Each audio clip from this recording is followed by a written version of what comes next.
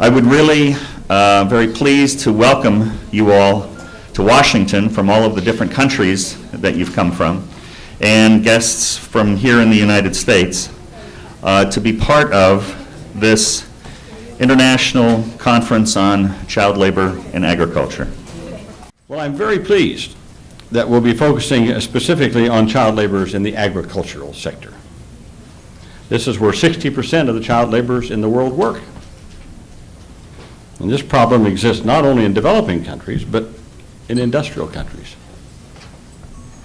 According to the U.S. National Institute on Occupational Safety and Health, in 2009, here in America, 3,400 children were injured doing farm work.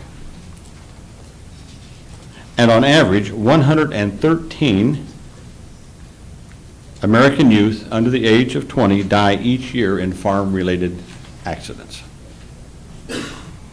We cannot walk away from our obligation to protect these vulnerable children in agriculture. I know from my discussions with farmers throughout my state, and I represent a heavy agriculture state, I know that we can both protect children and ensure the success of family farms. I know you all agree this can be done. Maybe 25 years ago or so, an acquaintance of mine has become a great friend. Marilyn Adams lost her son, little kid. I think maybe he was only 11, 12 years old. Lost his life in a terrible farm accident. So she started an organization to teach farmers about protecting children. And it's been very successful. And it sort of, shows that farmers are willing to do this. Sometimes they don't know what to do. But we need to show them what to do, and we need to be more active in passing national laws and state laws that restrict the worst forms of child labor in agriculture.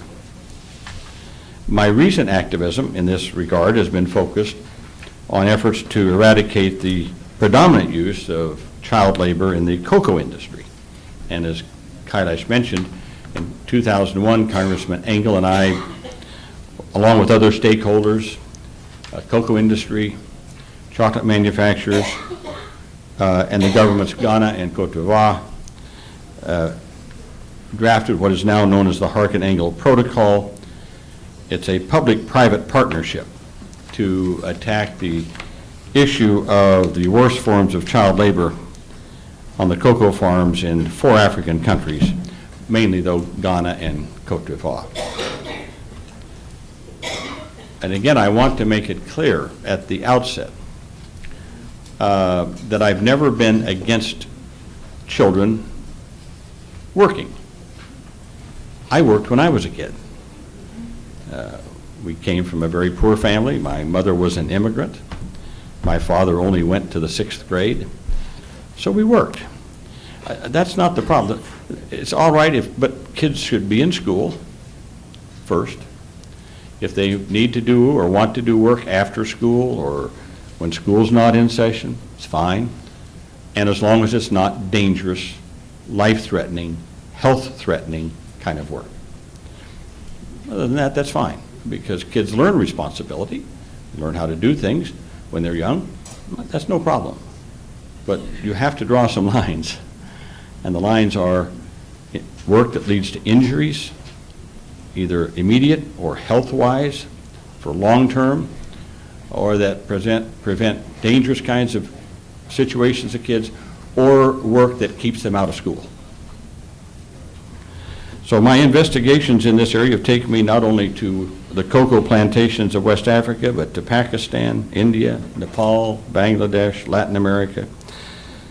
But the issue of abusive child labor is too big for any one person, whether it's Kailash or me or anyone in this room. That's why the adoption of the ILO Convention 182 in 1999 was such a landmark event.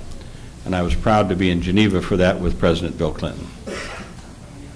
As people in this room know, ILO Convention 182 put the full power and prestige of the ILO and the United Nations into the fight against abusive and exploitive child labor. And I must say, in the 23 years, we have made tremendous progress globally. No, I shouldn't say that's not 23, 1999. That would be 11, 12, 13 years. Sorry. My math is not that good. In the 13 years since that convention was adopted, we have made good progress. But it's been uneven, and the most notable outlier from this has been in agriculture. In recent years, powerful global economic trends have taken us backwards. Those same trends are dragging a new generation of children into abusive labor.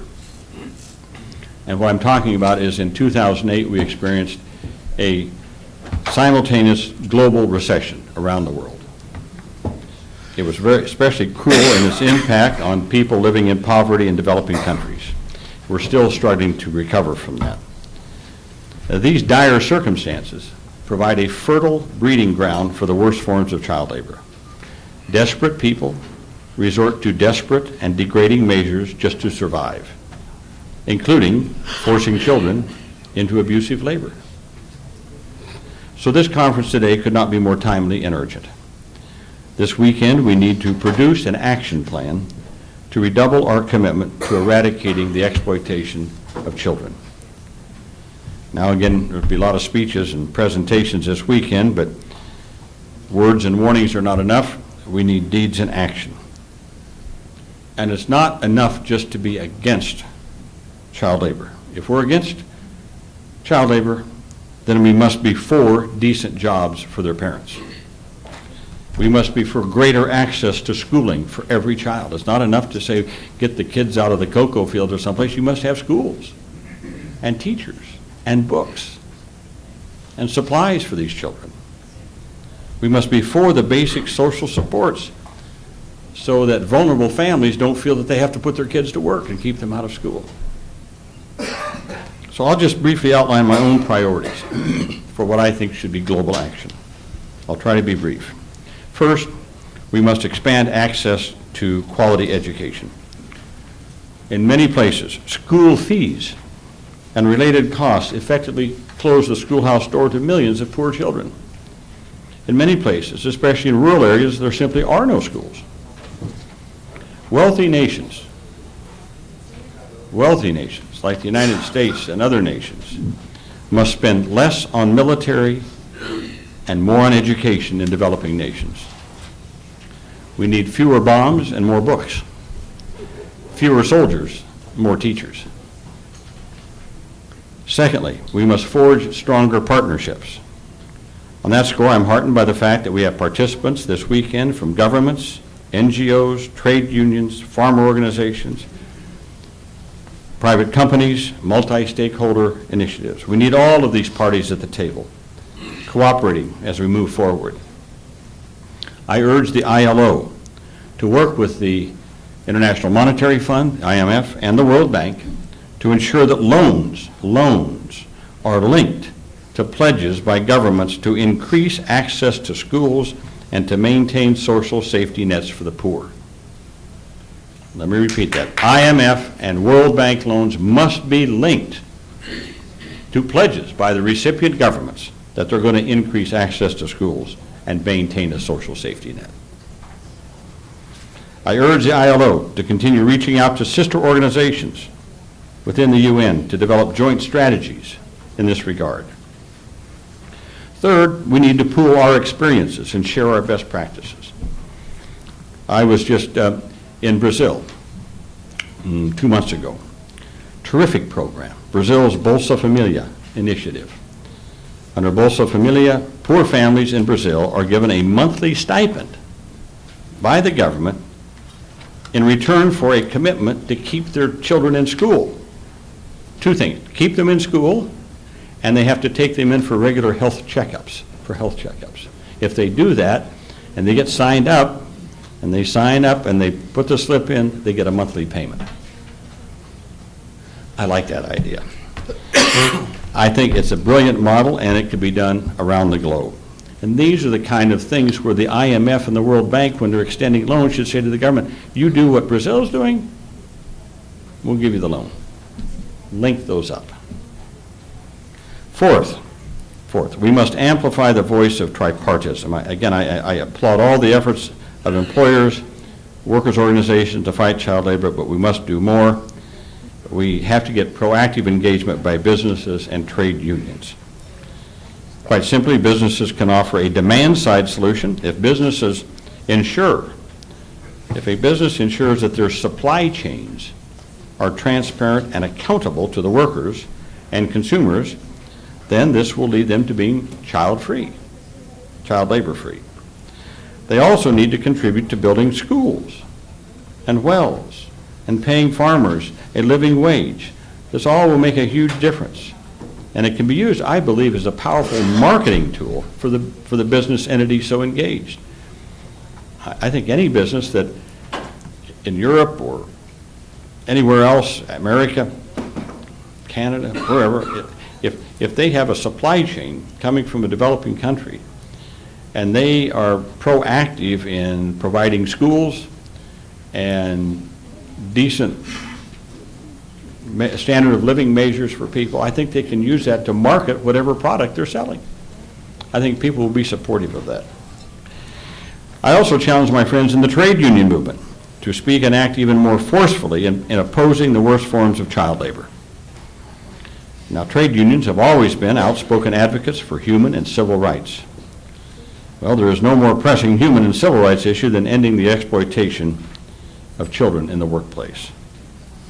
And it's vital that farmers and farm workers are empowered, that through the trade union movement, I believe they can reach out to them to make sure that they understand that they are part of this community and they don't have to put their kids to work in dangerous situations. So, ladies and gentlemen, across the globe, it's time of testing. I think what's being tested under the stress of economic crisis is our commitment to our values, our mutual solidarity, our determination to work together in great causes, including ending the worst forms of child labor. I believe we can and will pass this test. You in this room have already shifted the boundaries of the debate. In the span of just a few years, we have moved the world from denial to awareness and now action. And now let us move from action to abolition, the end of abusive child labor once and for all. Dr. Martin Luther King Jr. famously said that the arc of justice, the arc of the moral universe is long, but it bends towards justice. That's true, but I would add it doesn't bend by itself. It bends because of the actions of great progressive organizations such as the Global March. It bends towards justice because of the actions of people of goodwill, people who are unafraid, who will put their very lives on the line, people in this room like Kailash Satyarthi, people who are really changing the world, one community, one village, one child at a time. So I thank you all for being such passionate, determined, and unstoppable advocates for the eradication of child labor. So have a great conference. I look forward to being here with you off and on during the weekend and hearing about the results that you achieve, and in any way that I or my office can be helpful in any way, please don't hesitate to let me know. Again, welcome, and my deepest heartfelt thanks to each and every one of you for what you're doing to make this a global, not only a global issue, but as I said, to move us to action. Let's start really getting things done. Thank you.